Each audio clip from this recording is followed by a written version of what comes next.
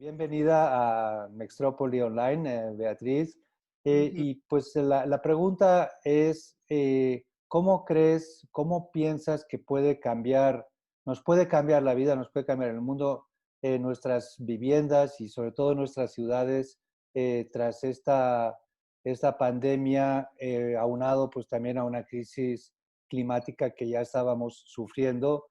Digo, Ujú. especialmente tú que ya has reflexionado sobre este tema de cómo cambió la Ujú. arquitectura y la modernidad a partir de la relación entre la tuberculosis, los rayos X y la arquitectura. ¿Cómo Mm. crees que nos va a cambiar o nos vamos a olvidar? No creo que nos vayamos a olvidar, pero bueno, muchas gracias. Estoy encantada de estar con vosotros en Mextrópolis y deseando que lo podamos hacer en persona un poco más adelante, ¿no? Porque fue una pena no poder hacerlo en marzo y a nosotros nos gusta tanto México. Bueno, este tema realmente me ha obsesionado por muchísimo tiempo, ¿sabes? El año pasado, sin saber nada de lo que iba a ocurrir, ya estaba dando clase en Princeton, a un seminario a los PhDs, precisamente sobre arquitectura y las pandemias, imagínate.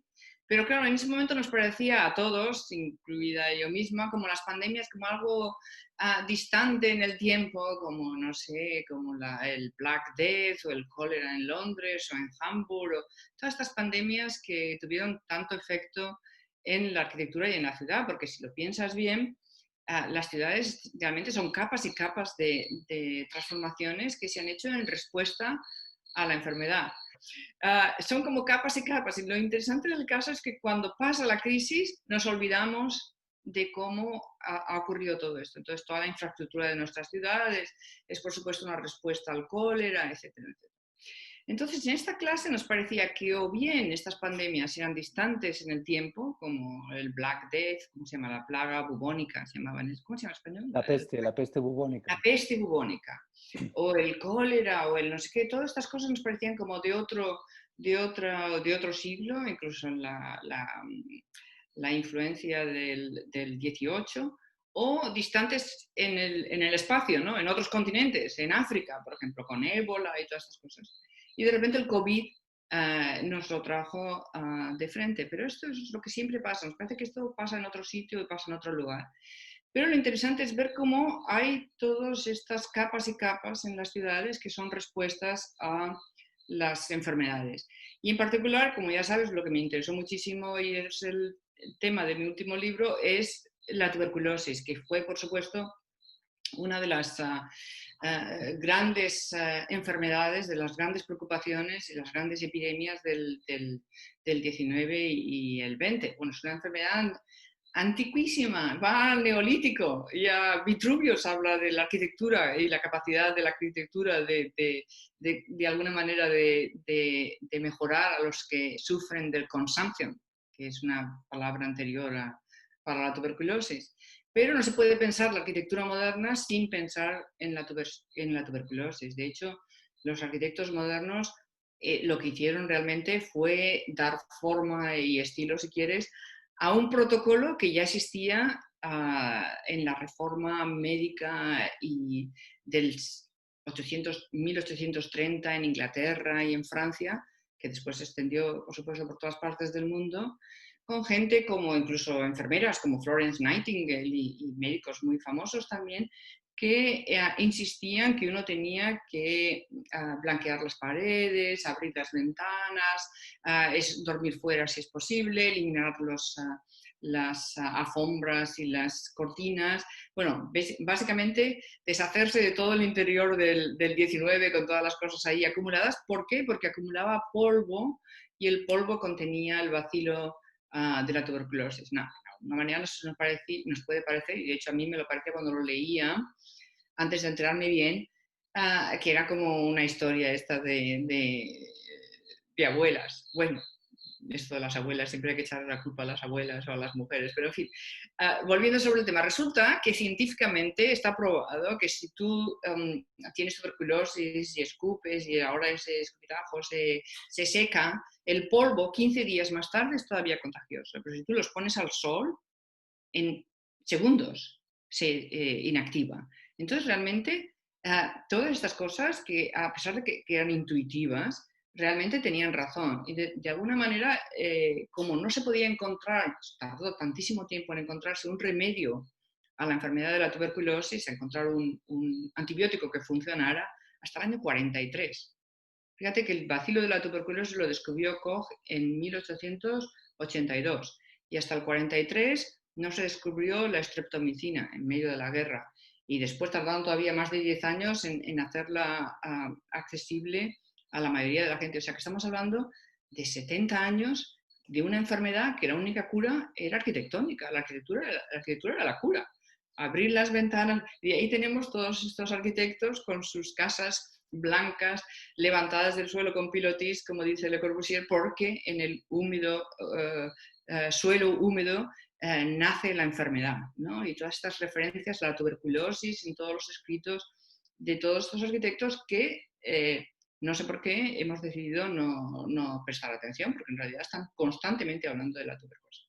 Lo que es notable también, hablando de que si vamos o no a acordarnos de esta pandemia, es que a pesar de que todos ellos, Le Corbusier, Gropius, Smith, todos ellos, tanto que hablan, podrían haber hecho alguna referencia a la influencia a la gripe del 18. Ni palabra, nadie habla de esto. Es una enfermedad que pasó totalmente desapercibida y que no parece que haya tenido ningún efecto tampoco en la ciudad o en la arquitectura, a diferencia de otras pandemias. Entonces, volviendo a tu pregunta, ¿cómo va a cambiar esto nuestras ciudades? Es una incógnita también, o sea, podemos especular, pero no sabemos hasta qué punto y depende mucho de cuánto tiempo nos lleve encontrar una solución a este problema. Si una vacuna aparece pronto y volvemos todos a lo que estábamos haciendo antes, que sería una pena de alguna manera, porque hemos aprendido también muchas cosas, ¿no? Sin Y duda. hablando a través del ambiente y tal, imagínate cómo este experimento ha tenido una repercusión enorme medioambiental, ¿no? Con toda la eliminación de todos estos coches y todo.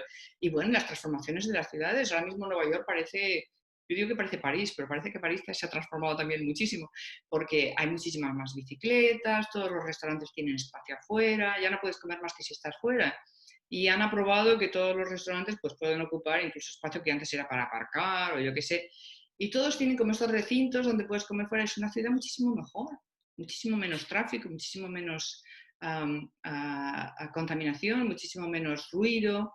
Durante la época que estuvimos totalmente encerrados en marzo y en abril y en mayo en Nueva York, Mark y yo nos maravillábamos de que nos despertaban los pájaros en Nueva York. Yo no sabía que había tantos pájaros en Nueva York. O a lo mejor no había, vinieron porque nos fuimos, se fueron los otros, se fueron los coches, no sé.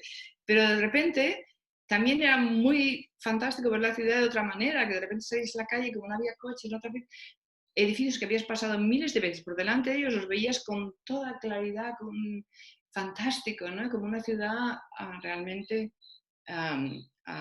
maravillosa. Y por otro lado, también nos hemos forzado o nos han forzado a este experimento que estamos haciendo ahora mismo de dar clases en Zoom, de dar entrevistas con Zoom, de dar conferencias por Zoom, y de repente sabemos mucho más de todo esto. Y una cosa que ya estaba ocurriendo, de hecho, en la sociedad y de la que también he estado hablando bastante, que es el tema de la cama, de cómo estamos todos como encerrándonos cada vez más en nuestro interior y había tanta gente ya, mucho antes de la pandemia, trabajando en la cama, ahora se ha multiplicado por millones de gente que a veces el único espacio privado que tienen es precisamente en la cama, se están compartiendo la casa con otros amigos o con su familia y no sé qué, muchas veces el único espacio privado que tienes es tu habitación y muchas veces es la cama. Entonces, de alguna manera yo... Tú ya fuiste pionera, porque en la Bienal de Venecia hacías las entrevistas en la cama. Sí, sí, sí, sí, sí. Eso salió de una entrevista, de un artículo que leí de repente en el Wall Street Journal en el 2012, que decía, y yo me quedé sorprendida, estaba en la sección de business, que decía que el 80% de los jóvenes profesionales en Nueva York trabajaban en la cama. Yo, ¿cómo que la gente trabaja en la cama? 80% de los jóvenes, y tú le preguntaba a mi hija y a sus amigas, oh, sí, sí, claro, nosotros siempre trabajamos en la cama, pero ¿por qué está pasando? Porque claro, si trabajas en la cama, Esto era todavía, se sentían mucho los efectos de la crisis financiera del 2008, con muchísima gente fuera de los trabajos típicos de 9 a 5 en una oficina. Total, los edificios de oficina en Midtown Manhattan prácticamente vacíos y la gente trabajando en la cama o en la casa. Entonces, de alguna manera, esta situación ha exacerbado ya lo que ya existía, ¿no? Este retorno. Entonces, yo pienso que estamos viviendo ya, que ya estábamos viviendo, de hecho, en ciudades anticuadas, en ciudades que corresponden a otro modelo, el modelo industrial de la separación radical entre el lugar del trabajo y el lugar de vivir, ¿no? Los edificios de oficinas y la zona residencial. Y ahora yo creo que vamos a volver a un modelo más bien preindustrial, de vivir de alguna manera y trabajar.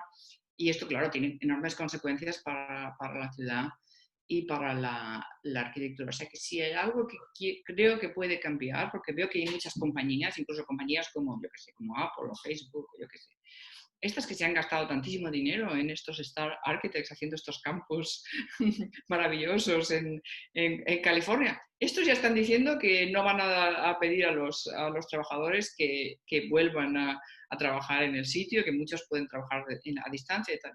Bueno, entonces, ¿qué vas a hacer con todos estos edificios? ¿O qué vamos a hacer con todos estos edificios de oficinas en Midtown y en el centro de las ciudades y tal?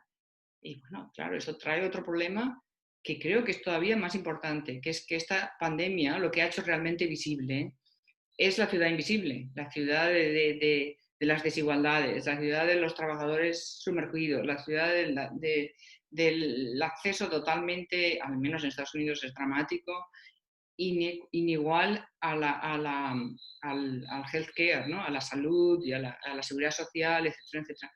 Entonces, yo creo que si vamos a transformarnos, y todas las epidemias realmente han tenido este efecto de transformar eh, radicalmente la sociedad.